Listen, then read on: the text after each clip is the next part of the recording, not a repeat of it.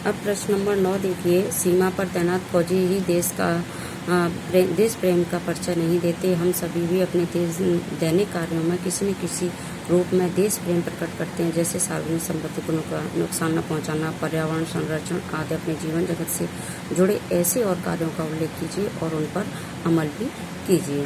अब देखिए, सीमा पर तैनात जो फौजी होते हैं वही देश प्रेम का परिचय नहीं देते, बल्कि हम सभी का कर्तव्य होता है कि हमें भी किसी तरह से किसी न किसी प्रकार से देश से प्रेम करना चाहिए। जैसे दैनिक कार्यों में हम किसी भी प्रकार से अपना देश प्रेम प्रकट कर सकते हैं, जैसे सार्वजनिक स्थानों पर कूड़ा कचरा न करके साफ सफाई रखना, ठीक है, सार्वजनिक संपत्ति को नुकसान न पहुंचाना, पर्यावरण संरक्षण करना, अपने जीवन जगत से जुड़े हुए कार्यों को करना। जैसे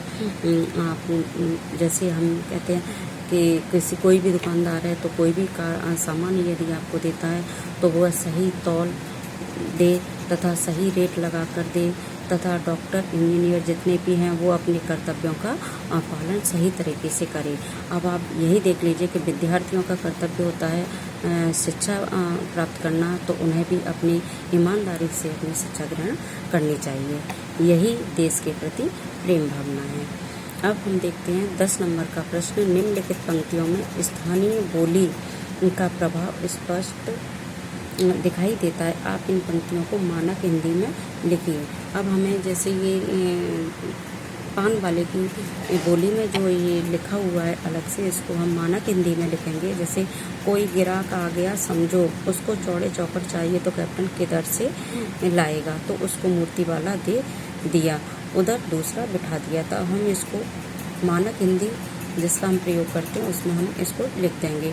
जैसे यदि कोई ग्राहक आ गया समझो, तो हम उसको यदि उसको चौड़े चौखट यानी चौड़े फ्रेम वाला चश्मा चाहिए तो वो कैप्टन कहाँ से लेकर आएगा, तो उसको मूर्ति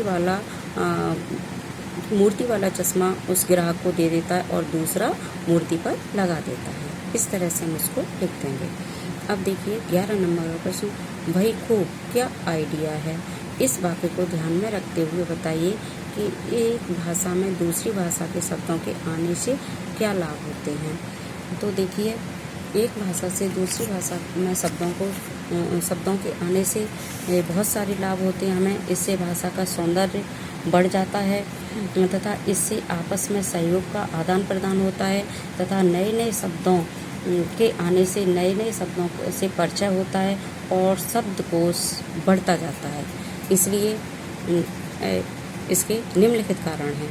अब देखिए